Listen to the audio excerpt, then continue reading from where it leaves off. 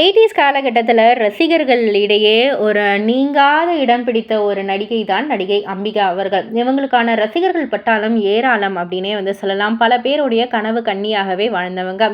இவங்களுடைய திருமண வாழ்க்கைன்னு வந்து பார்த்தீங்கன்னா, கல்யாணமாகி 2 வருடத்தில் விவாகரத்து வாங்கிட்டாங்க. இப்போ வரைக்குமே சிங்கிளாக தான் இருக்காங்க.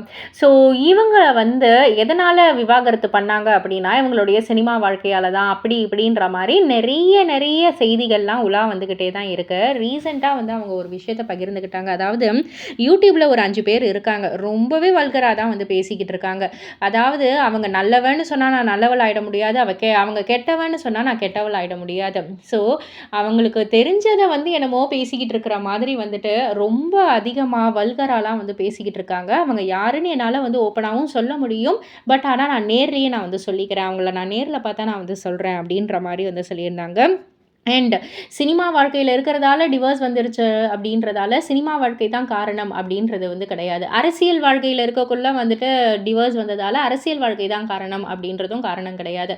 டிவோர்ஸுன்றது வந்துட்டு எனக்கும் என்னுடைய கணவருக்கும் வந்து செட் ஆகலை, அதனால் நாங்கள் வந்து பிரிஞ்சிட்டோம்.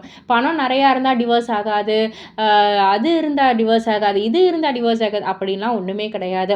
வாழ்கிற அந்த தம்பதிகளுடைய மனசில் தான் வந்து இது வந்து இருக்குது.